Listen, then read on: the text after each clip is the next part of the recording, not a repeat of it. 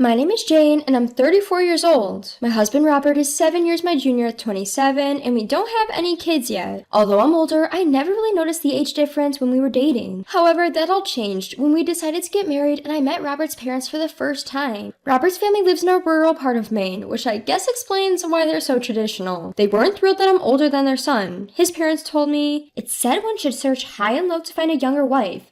7 years is too much, Jane. Can you even bear children? As women age, their eggs do too, don't they?" They made such offensive comments that would upset most women. Well, my father-in-law was rude. My mother-in-law was outright rejecting me, saying, "I can't accept this. Why does Robert have to marry an older woman like you? I'm too embarrassed to tell our neighbors. Robert is supposed to take over the family business soon. I don't think you, a city girl, can handle being part of our family." Robert and I had been together for 6 years, and I dedicated the prime of my life, my late 20s, to him. I was determined to marry Robert. We had been living together for several years, and I didn't have the time or energy to look for someone else. I pushed Robert into proposing to me.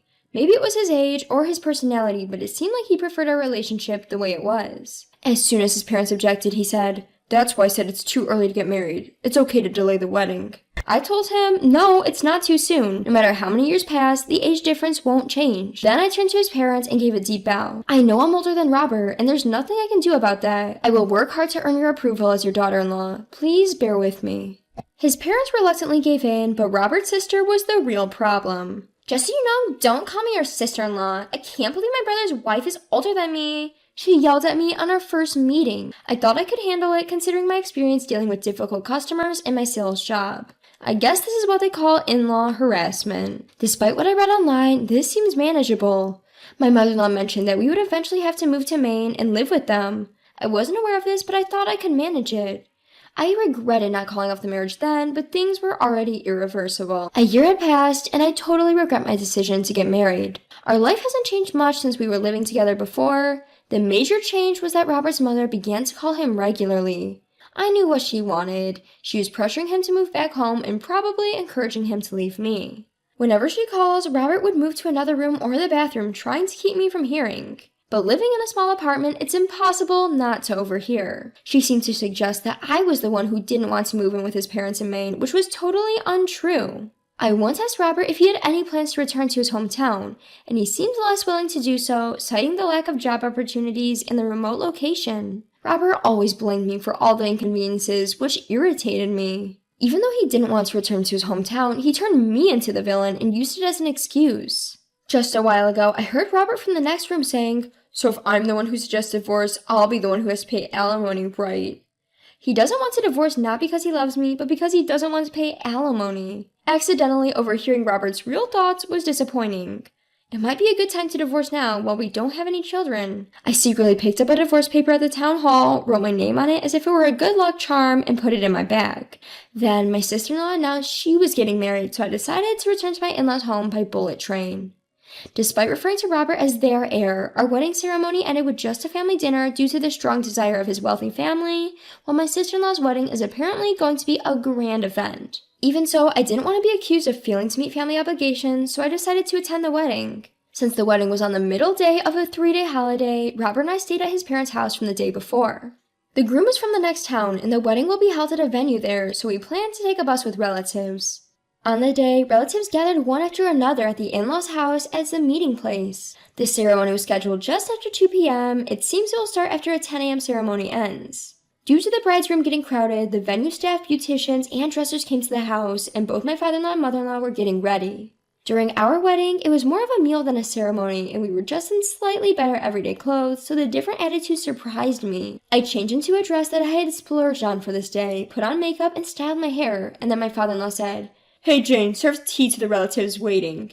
So I served tea with a smile and introduced myself. "Nice to meet you. I'm Robert's wife. Here's some tea," repeating it like a hostess and making my presence known. I was actually told by my mother-in-law to stay in Robert's room, but I wanted to leave a good impression. Soon, the bus for my sister-in-law's wedding venue arrived. As the relatives got on board one after another, it was my turn to get on the bus. Then my mother-in-law said, "Wait a minute, Jane, I'm missing my hat. Go and get it." "You mean a hat for the black formal dress?" I wondered about wearing a hat with a black dress, but she insisted. "It's in my closet. It's my mother's keepsake. Hurry up and get it." I thought that normally you wouldn't want to wear a hat with a dress, but it seemed she wanted to wear her keepsake on a special day. "Okay, I'll go look for it." I rushed to her room and searched inside the closet, but it was messy and I couldn't find the hat I was looking for. Everyone else was already on the bus waiting and I was getting anxious. This must be it. I think it must have been about 5 minutes. I found a box that seemed to contain a hat, checked the contents, and dashed to the front door, but the bus that should have been there was gone.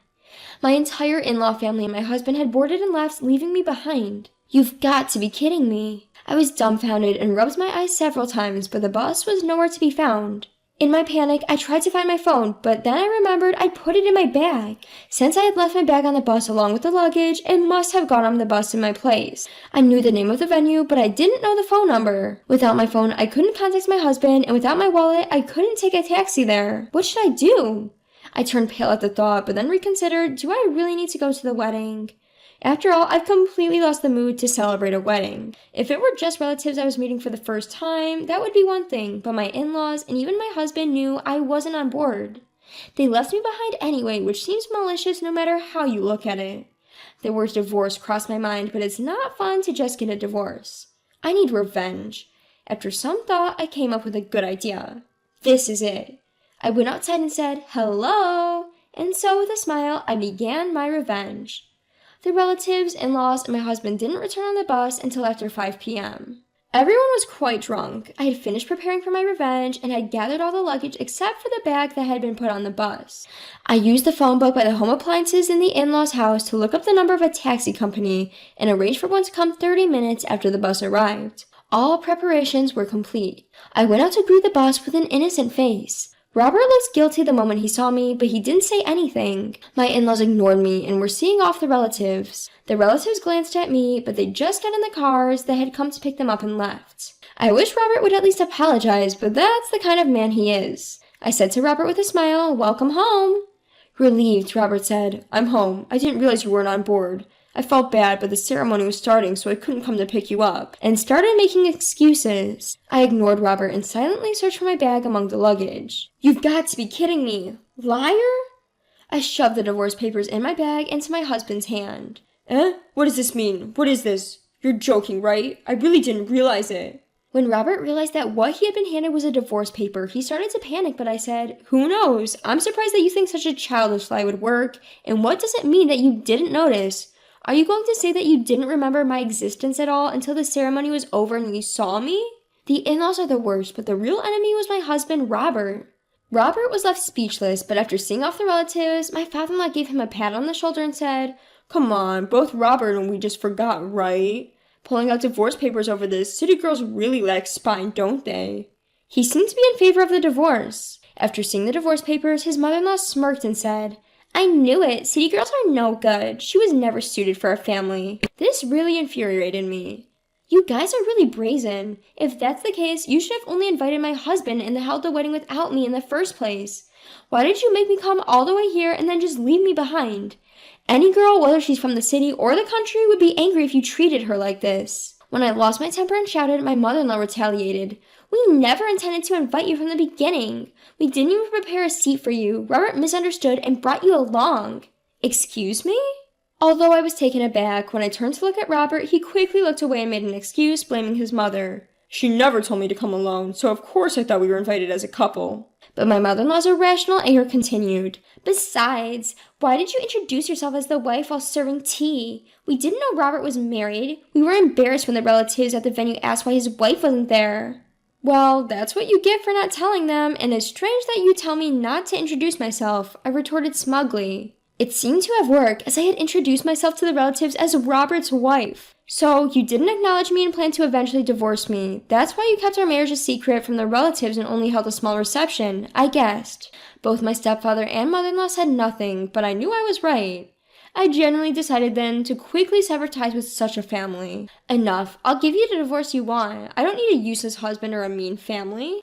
I got into a taxi that had just arrived and returned to my apartment on the last train.